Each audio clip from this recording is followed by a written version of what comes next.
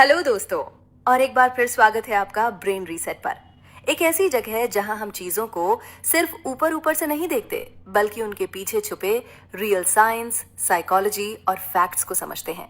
यहाँ हमारा focus diplomatic बातों पर नहीं, बल्कि सच और लॉजिक पर होता है। तो चलिए दिमाग को एक नया पर्सपेक्टिव देते हैं और सीधा आते हैं आज के टॉपिक पर। वीडियो बहुत इंटरेस्टिंग होने वाली है, तो इसे एंड तक जरूर देखिएगा।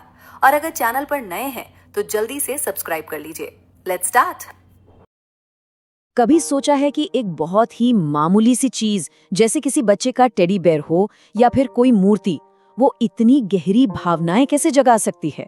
आज हम इसी के पीछे का विज्ञान समझने वाले हैं। मतलब कैसे हम इंसान बेजान चीजों का इस्तेमाल अपने ही नर्वस सिस्टम को एक तरह से हैक करने के लिए करते हैं। और देखिए, ये आस्था या फिलॉसफी की बात नहीं है, ये है शुद्ध सीधी सादी बायोलॉजी।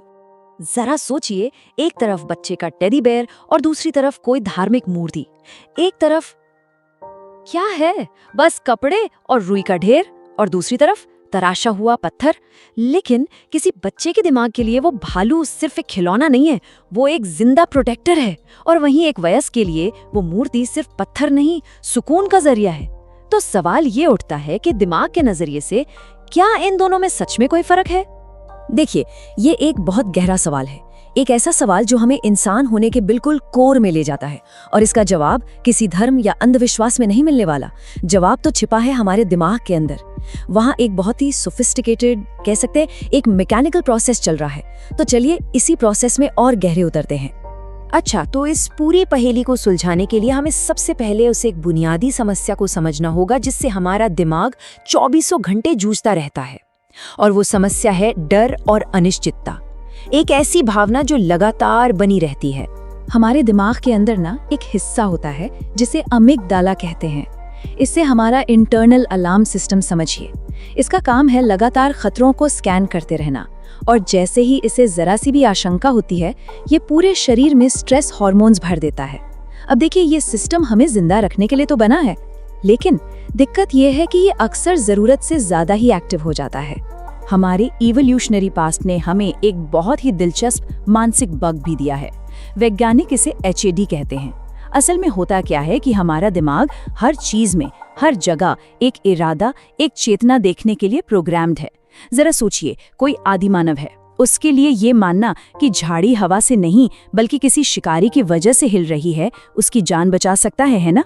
और आज भी हमारा दिमाग डिफॉल्ट रूप से इसी मोड पर काम करता है। तो अब मुश्किल ये हो जाती है कि एक घबराए हुए एमिगडाला को सब ठीक है या शांत हो जाओ जैसे एब्स्ट्रैक्ट आइडियाज से शांत करना लगभग नामुमकिन है। क्यों? क्योंकि इन विचारों को प्रोसेस करने में दिमाग की बहुत ज्यादा एनर्जी लगती है। दिमाग को कुछ ठोस चाहिए, कुछ फिजिकल जिसे वो पकड़ सके।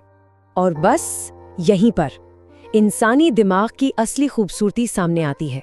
हमने अपनी इस अंदरूनी उथल-पुथल को काबू करने के लिए एक बहुत ही सरल लेकिन जबरदस्त शक्तिशाली समाधान खोज निकाला, और वो था एक फिजिकल इंटरफेस। अब देखिए, होता क्या है, जब कोई इंसान किसी मूर्ति जैसे चेहरे को देखता है तो उसके दिमाग का एक हिस्सा, जिसे फ्यूसिफॉर्म फेस एरिया कहते हैं, वो तुरंत एक्टिव हो जाता है। ये हिस्सा चेहरे पहचानने का स्पेशलिस्ट है, और ये उस पत्थर के टुकड़े को एक चीज की तरह नहीं बल्कि एक चेहरे की तरह देखता है। और बस यही पहचान दिमाग के एक बहुत ही पावरफुल सिस्टम को चालू कर देती है, जिसे कहते हैं mirror neuron system. Mirror neurons को ना एक तरह का बायोलॉजिकल वर्चुअल रियलिटी हेडसेट समझिए। जब कोई किसी शांत या निडर भाव वाली मूर्ति को देखता है तो उसके मिरर न्यूरॉन्स अनजाने में ही उसी शांति को उसके अपने नर्वस सिस्टम के अंदर कॉपी करना शुरू कर देते हैं। मतलब वो इंसान सिर्फ शांति को देख नहीं रहा है, उसका दिमाग उसे शारीरिक तौर पर महसूस कर रहा है। तो ये जो पूरी प्रक्रिया है, इसे एक सिंपल 4 स्टेप के प्रोटोकॉल में समझा जा सकता है। स्टेप 1, एक चेहरा दिखाई देता है। स्टेप 2, दिमाग एक भावना महसूस करता है। स्टेप 3, ये जो एक सामाजिक जुड़ाव महसूस होता है, उससे ऑक्सीटोसिन और डोपामाइन जैसे बॉन्डिंग केमिकल्स रिलीज होते हैं। और फाइनली स्टेप 4, यही केमिकल्स एमिगडाला यानी हमारे इंटरनल अलार्म को शांत हो जाने का सिग्नल भेजते हैं।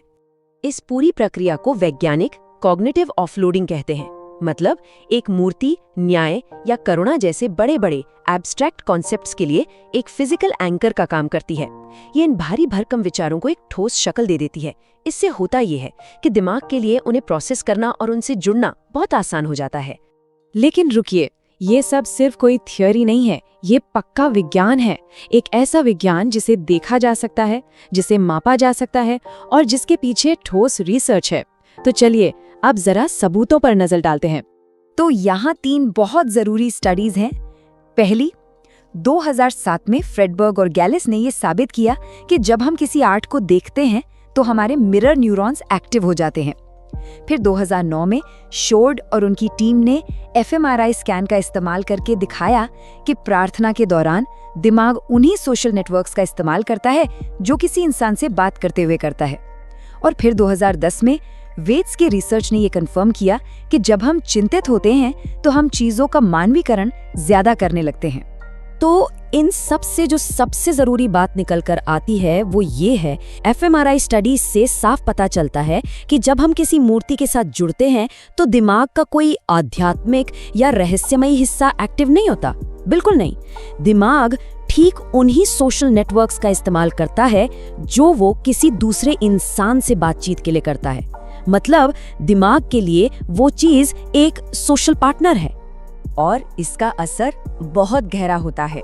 किसी एक फिजिकल एंकर पर ध्यान लगाकर कोई भी अपने एमिगडाला के डर वाले रिएक्शन को काफी हद तक कम कर सकता है। इसे बॉटम अप रेगुलेशन कहते हैं। इसका मतलब ये है कि आप विचारों को बदलने की कोशिश नहीं कर रहे हैं, बल्कि दिमाग को शांत करने के लिए एक फिजिकल टूल का इस्तेमाल किया जा रहा है। ये जो एक सामाजिक जुड़ाव महसूस होता है ना, ये दिमाग में ऑक्सीटोसिन, जिसे बॉन्डिंग हार्मोन भी कहते हैं, और डोपामाइन, जो इनाम और फोकस से जुड़ा है, उसे रिलीज करता है।